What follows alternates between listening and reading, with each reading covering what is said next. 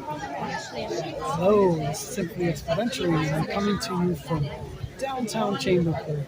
And today we are here for the 1864 burning and rebirth reenactment here at the Courthouse of Downtown Chambersburg.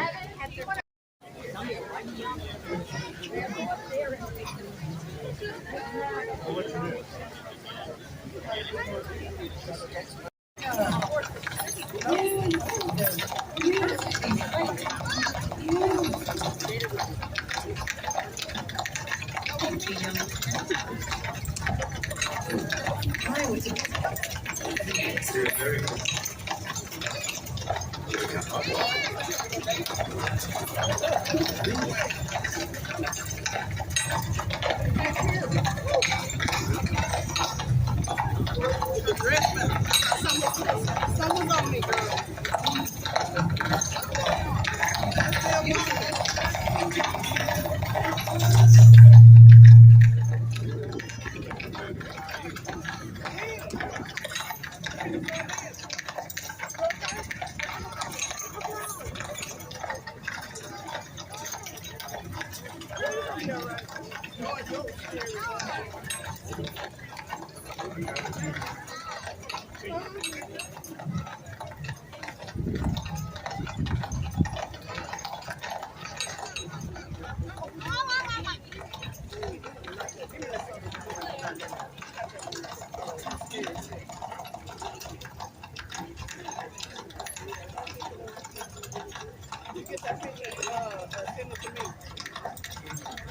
Hey kids, want to sing a song with me? You know Lulu, skip the Maloo? Here we go. Lulu, skip the Maloo. Lulu, skip the Maloo. Lulu, skip the Maloo. Skip the Maloo, my darling. I got a girl that's prettier than you. I got a girl that's prettier than you. I got a girl that's prettier than you. Skip the Maloo, my darling. Lulu, skip the Maloo. Lulu, skip the Maloo. Lulu, skip the Maloo. Skip the Maloo, my darling. One more time. Lulu, skip the Maloo. Lulu, skip the Maloo. Lulu, skip the Maloo. Skip the Maloo, my darling. Did you enjoy that, Jack? Thank you, kids.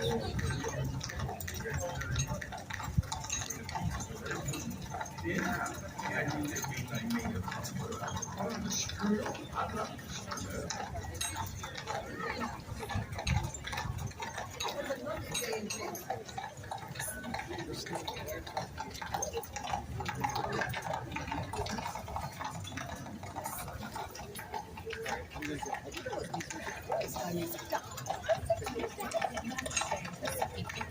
Of course, but I won't share my stories. Mr. Sharp, yes, look over there, over at the Franklin Hotel. Do I see Confederates going into the hotel? Well, it can't be anything good, Jacob. No, not at all.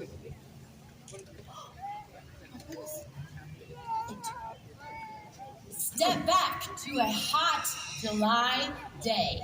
Franklin County communities were growing and changing. The county's population was about 45,000. Farming was still a mainstay, and acre after acre of farmland stretched from the Mason-Dixon line into the Great Appalachian Valley. This was the midst of the Civil War, after Franklin County had served as a training ground for Union soldiers, and the Cumberland Valley Railroad took supplies into the Shenandoah Valley. This is after 1862, when Jeb Stuart raided Franklin County, relieving it of horses, clothing, food, and hostages. This is even after the Great Invasion of Pennsylvania in 1863, when 75,000 Confederate troops camped all over Franklin County, waving their flags above Chambersburg and Waynesboro before heading to the Battle of Gettysburg and the retreat through Monterey Pass. At no time was the war closer to the people of Franklin County than on July 30th, 1864.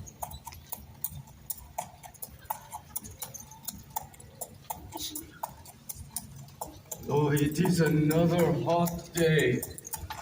We have had so many of them this July. Well, it is almost near the end of the month, July 30th already.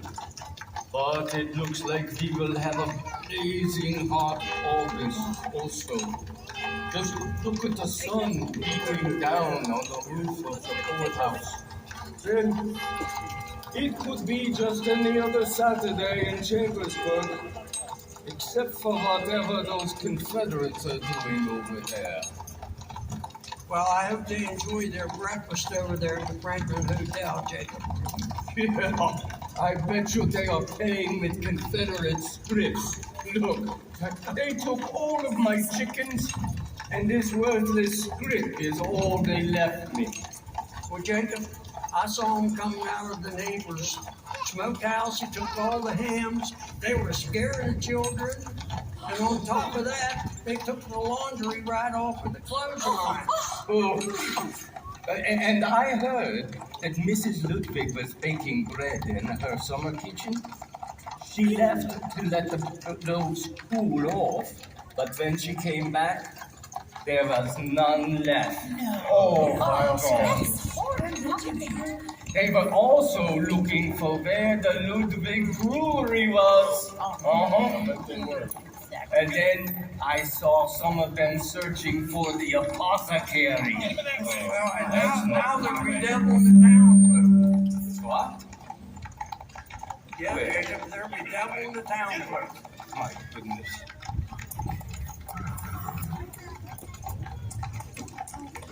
I think they are still doing it. Yeah. But I hear the horses. He's coming close, coming. Right there. That's how it. Yeah. Those are nice shoes. What size are those? Nice spectacles. I like them. I lost mine down in Fredericktown. Oh. What do we have here? Now that is a nice hat. You're not taking my hat. Oh. All right. Huh. Well. Sure is pretty. For the Yankees. Corporal, report to Confederate. Yes, sir. Await orders. Yes, sir. What are you looking at?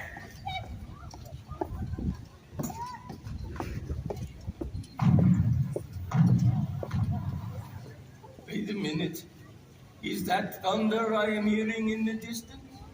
Maybe we will have some relief from this heat and get some rain. I don't think it's thunder. No? I think that may be artillery. Really? Yeah, that was definitely a cannon. Oh, no. I tell you, not good. Oh, no. I think we might have something more than artillery to worry about. I hear horses. Many horses. Good.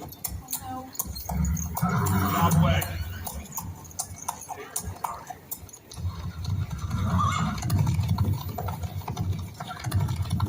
Citizens of Chambersburg. Citizens of Chambersburg, gather the leaders of your town, your family, your friends. Tell them to come here at once. General John McCausland requires your attention. What's this close? Why is he gathering us together? I do not know, but I have a feeling we are going to find out very soon. People of Chambersburg, I am here on official business of the Army of the Valley.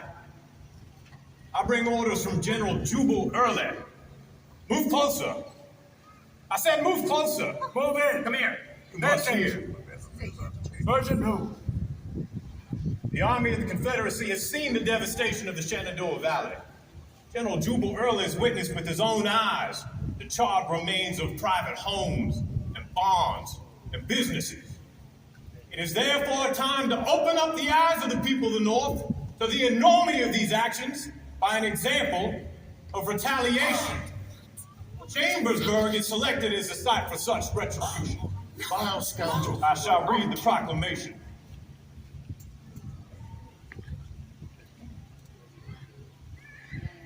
By order, General Jubal Early of the Army of Northern Virginia, Chambersburg is ordered to pay $100,000 in gold. No. Or $500,000 in Yankee greenbacks.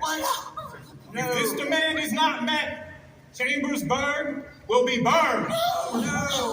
So talk amongst yourselves and gather your resources. Pay this ransom or Chambersburg will burn. We don't have that. These orders are real. This cannot be! If you don't pay so much, you'll find out how real it is. Believe these orders will be carried out. Burn yourselves. Open your bank vaults. Bring your valuables, or your town will be burned. This cannot be! We cannot pay so much. Simply can't afford this. You, sir. Yes, the man there in the straw hat. You, sir. Bring him up here. Vile scoundrels. What are they going to do? Who are you, sir, and what is your role in this town? My name is Jacob Hook. I am one of the merchants here on the Diamond, Yes. and one of the civic leaders of Chambersburg. General, we have worked hard for many, many years to make this town what it is today. Our community, my friends and my family, we have worked very hard too. How can you expect us to pay this amount of money?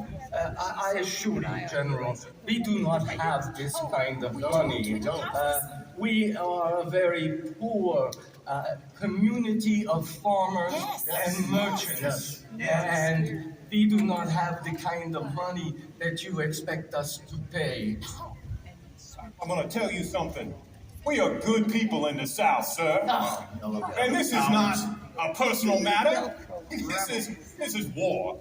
I am General John McCausland, and I bring orders from General Jubal Early, and he has ordered that the town be ransomed. And if you do not pay, you will see your city destroyed.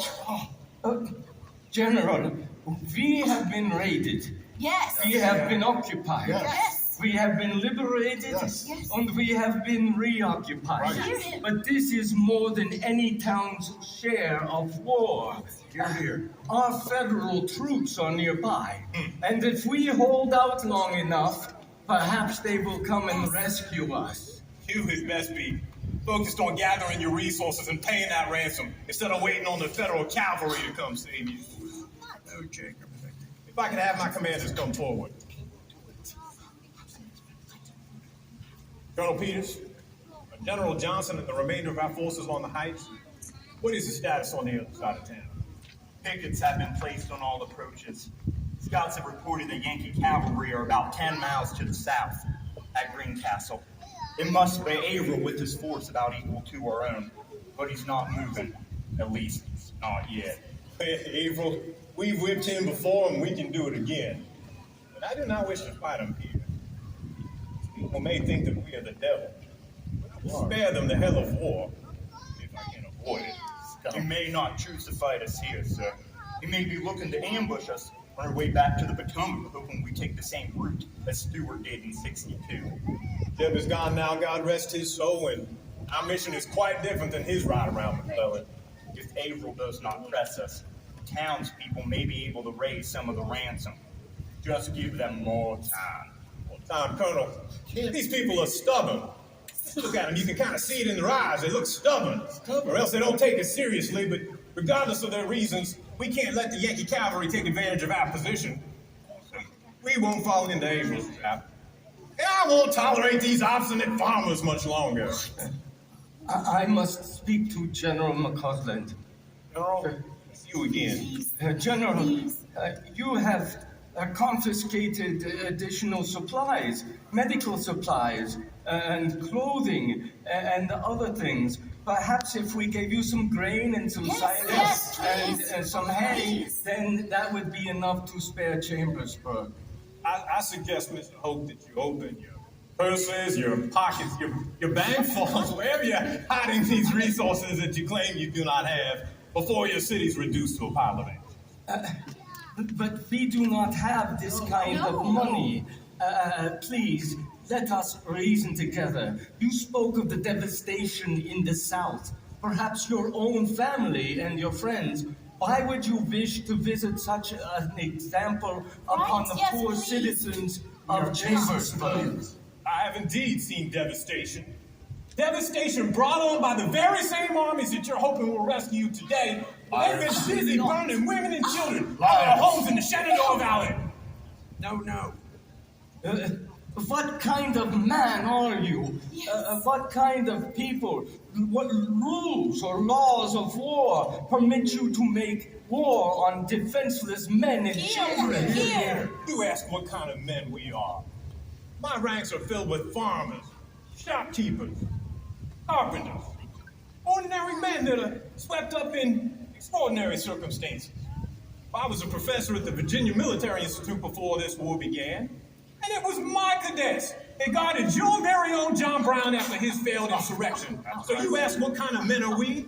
We are the men that the people of Virginia rely on to beat back the wave of invading armies that have rolled down out of Pennsylvania and other northern states and waged a relentless war of attrition against your brother and below the Mason-Dixon. General, we have already told you that we cannot meet your ransom demands. No. Some of the men in town, they refuse to pay even a partial tribute. The banks have sent all of the money east. General, believe me, I believe that you will regret this if you live to regret anything at all. The demand is clear and time is short. We shall not negotiate the spoils of war. Please, we are women and children and grandparents. Yes, our children. This is so terrible. Then I can see that the ransom will not be paid. And we will start burning at the courthouse. No! Move! Move now! What are they bringing in? What are they doing? What are they doing? We got kerosene, men. Kerosene. More kerosene, douse it all good. We have worked hard for too long. This is unreasonable. We do not deserve this kind of treatment. So many of our community are women and children. What are we to do? Where are we to live? Please spare us. Please. Fire the town! Fire the town! I know firemen! Put kerosene on everything. Make sure your douse are good. What can we do? Get this thing started. They didn't pay the ransom no matter what happens. Get those flames going, man.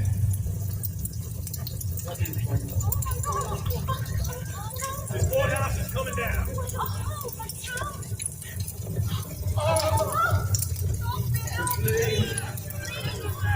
Make sure there's lots of kerosene on everything, man.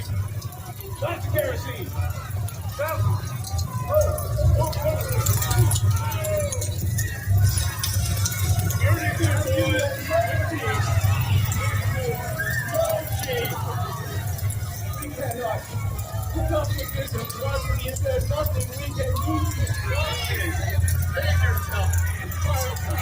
Fire the Franklin Hall from again. Yep. Walk here. Move. Down everybody. Come on. Move quickly. Use orders must be executed in haste. That's right. Find the way. I see this slow group coming.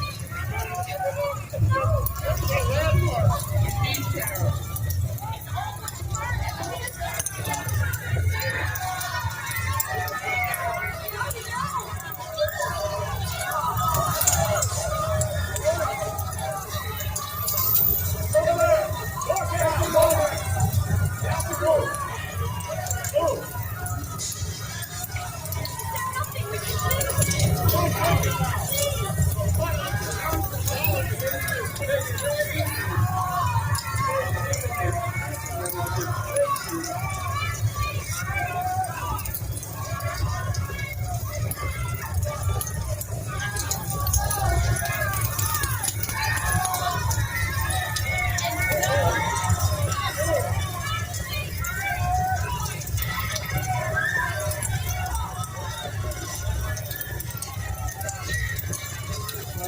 And so the burning of Chambersburg began on July 30th, 1864.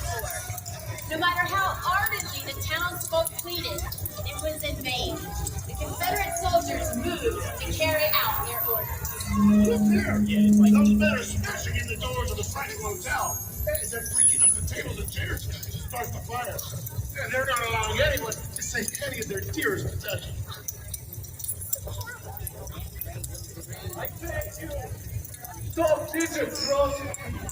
If you are a godly man, I beg you to stop this horrible thing that you do. If you are a godly man, Mr. Hope, then you must know that your town's fate is in God's hands. But by your refusal to pay, you have sealed that fate. You proud Pennsylvanians that refuse to pay. Your very own General David Hunter began this destruction in the South, where Southern families lost their homes and more too. And where were the godly men of the Union when those atrocities were ahead? It's raining and there's lightning. Oh, no. Perhaps by Mr. Hogan, I want to tell you something. Perhaps by Chambersburg's sacrifice, the Yankee army will stop making war against the citizens of Confederate. You proud Pennsylvanians have refused to pay, but now the devil is to pay. This is terrible. Move quickly! Move! They're burning everything.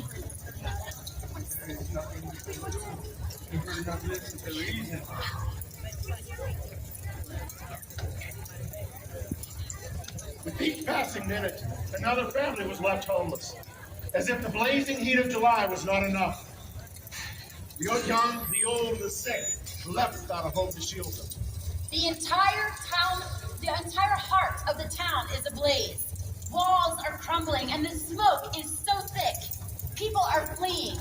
The stables were lit on fire and no one could release the livestock. It looks like the paper mill has been set on fire too.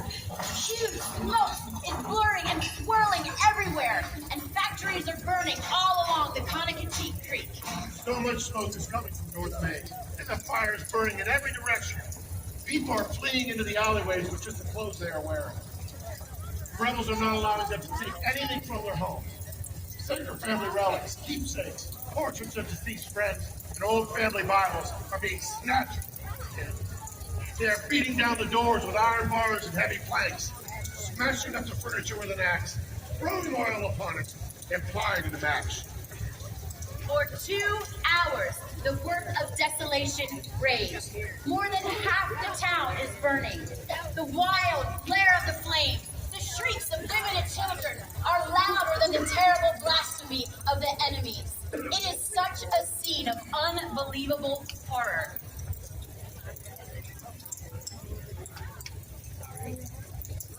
The widow and the fatherless continue to plead in vain, but they are not spared. Make sure everything is doused good. I want it burning good. Yes. They're powerless to stop the Confederate soldiers, and surely will be homeless. As all hope of mercy closes, the pleading townsfolk flee. Colonel Peters, you and the men by the town hall and the mansion house, moving south along Main Street. General McCausland, sir, is this being done by your order? There are many women and children in this town. This is not right. General Jubal Anderson Early, my commander, and yours, has ordered that the town be ransomed. Now, these proud Pennsylvanians have refused to pay. Now the devil is to pay. Sir, I have honored the Confederacy since Virginia voted for secession. But this is not honorable. I would rather resign my commission, break my sword, than carry out these orders. Colonel, you have served gallantly, and you may need that sword before long, but I cannot tolerate insubordination. You are relieved from duty and consider yourself under arrest. I will take my leave, sir. Very well. H. Gilmore, Yes, sir. you are in command now. Form the regiment and put the men on the road west. Yes, sir. Major Gilmore. Yes, sir. We got a good smoker going. See to the firing of the mansion house. Yes, sir.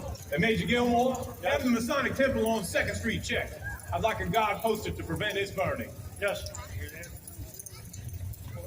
They said they wanted someone to post somebody to the Masonic Temple around the corner. Soon, not a house or building 2 blocks north, south, east, or west of the diamonds will be standing.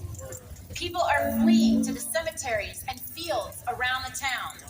Many are women, children, and older residents. Most are in shock. Invariably, the Confederates entered every room of the home and rifled through the contents of each room, appropriating money, jewelry, watches, and any other valuables. Oftentimes putting a pistol to the homeowner's occupants, saying, "Your money or your life." Battalion, mount up. A company, go. Protect the Masonic Temple. B company, ride north of town. Fire the Alexander McCausland's house. Now. Move. Major Gilmore, what is the status of Alexander McCaw's house north of town? Sir, Norman has been fired and it's burning. Very well, as it should be. McClure is an ally of Lincoln, and he has slandered the Confederacy far too often in his newspapers. Over there, rebel soldiers are trying to seize a Look, flag here he comes. that a woman happened to have hanging from her home. Some difficulty, she wrested it from their grasp, folded it around her person, and walked away from her burning house, determined that the flag should become her shroud. This mother and children were just ordered from their home as their furniture was smashed and doused with kerosene. Children, do not cry. Do not let these men see you cry. Every child stood straight, wiped away their falling tears, and bravely walked away from their burning home. Citizens looked on with dismay at the destruction of their lifelong labor and industry. Many fled to the cemetery for refuge, and there, in the midst of death, was one little life added to the wretched throng when a young woman who had been expecting gave birth to her firstborn child. Then, our work here is done. Form your companies and rejoin the main body, and stay alert for Yankee cavalry from the south. Has your glorious cause been served by this useless destruction of Chambersburg? I find no glory in this devilish business. It's a damn shame it's come to this, and I may be damned along with it. Yes. Only the outskirts of Chambersburg remain. The courthouse, bank, town hall, the Germanly formed printing establishment, all the stores in town, all the hotels, factories and mills in the center of town, and 2 churches are blazing. Between 300 and 400 dwellings are burning, and 2,500 people are without hearth and a home. 3/4 of our town is destroyed. Crumbling walls, stacked chimneys, and smoking embers are all that remain of once elegant and happy homes. The large Franklin Hotel, the arcade buildings, John B. Cook's houses and tannery, Riley's Hotel, the late Matthew Dillon's large dwelling, J. M. Wolfkill's torn dwelling, G.W. Brewer's, and Miss Joseph Chambers' beautiful residence are among the many valuable properties on the street in ruins. As a final act of destruction, the rebels went to the county superintendent of public education and burnt his house. And as they told his family, they did so because he taught Negroes. Soon, the hunger of the little ones added to the horror of the scene. Families were separated, and distraught fathers and mothers could be seen searching for their relatives amidst the confusion. The town soon became one mass of smoke and flame, which ascended straight up to heaven, as if to call down the vengeance of God upon the incendiaries. Here and there, whirlwinds went like gigantic corkscrews, carrying paper and clothing high into the air, and miles into the surrounding country, as a bearer witness of the foul outrage. More than one rebel soldier could be seen weeping like a child over the desolation he had made. Hardened as they were to the horrors of war, this was too terrible even for them to bear. Crying out in remorse, "I never enlisted for this!" For miles around, the frightened inhabitants fled. They knew not whither. Some continued their flight until they collapsed to the ground with exhaustion. Pocketbooks and watches were taken. Bundles, shawls, and valises were snatched from the hands of women and children, only to be thrown to the ground. Within 4 or 5 hours, a thriving town was reduced to ashes. Jubal Early's orders were complete, and the Confederate troops retreated.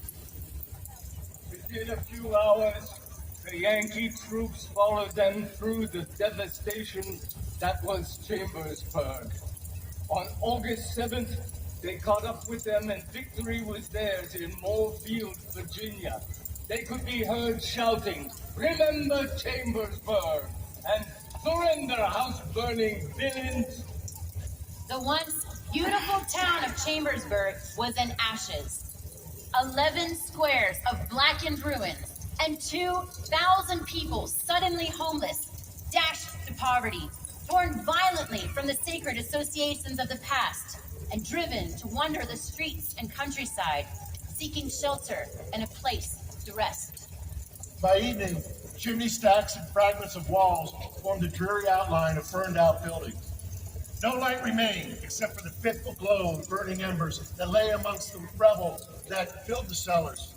The silence of the grave reigned, where oft was heard the voice of mirth, music, prayer, and praise.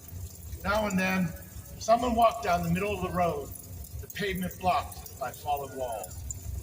The devastation was massive, and when the citizens saw the smoke clear and were sure that the Confederates were no longer there, they crawled out of their shelters and hiding places to see the destruction that was Chambersburg.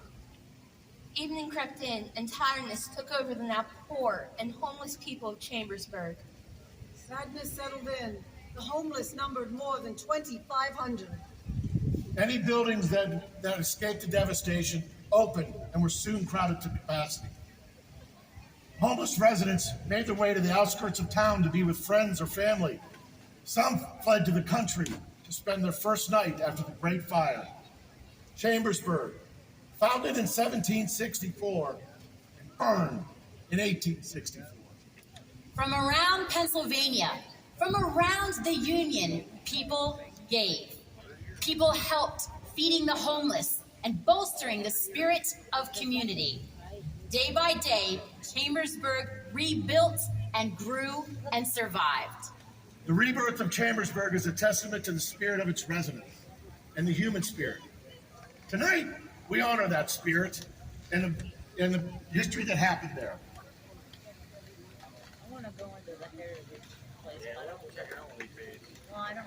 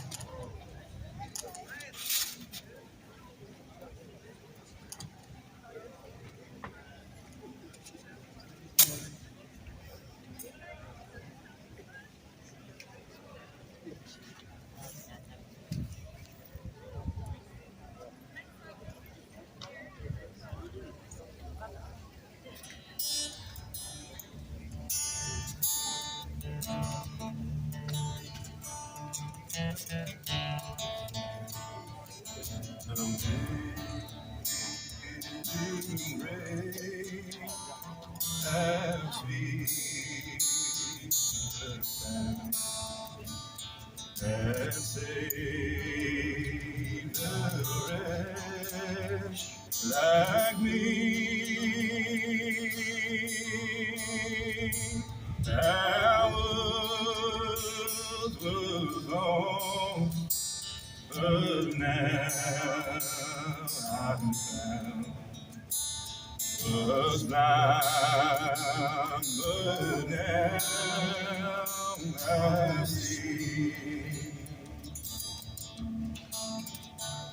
just raise that all my heart to feel, and raise my fears, relieve. How precious is that grace appears. The hour I first believed. Through many dangers and snare, I have already come. This grace that brought my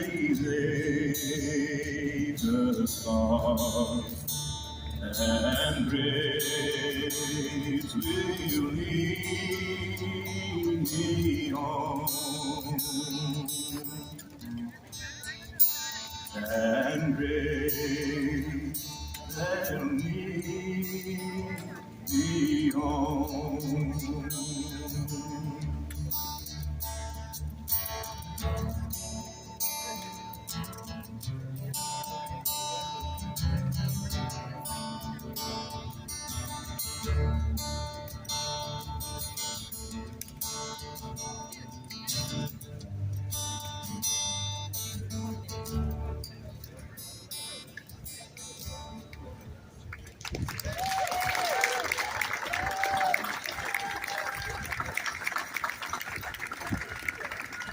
Ladies and gentlemen, before we leave, we'd like to introduce each and every member of the cast tonight, so bear with us. I'm Richard Landis. I'm Hunter Wilson. I'm Jonathan Davis.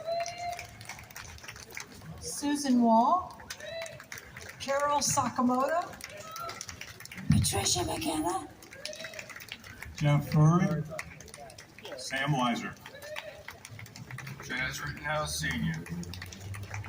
Dawn Snyder, Caitlin Thompson, Emily Martin. Brighton Zook. Tom Turkovac, Christy Shale. Adeline Weiser, Emma Shale. Blakely Weiser. Logan Brown. Carson Brown, Evan Kreider. Ruby Hayes. All right, thank you very much. I just want to say one more thing. Oh, by the way, I'm John Schimmeldecker. But I want to thank Janet Pollard.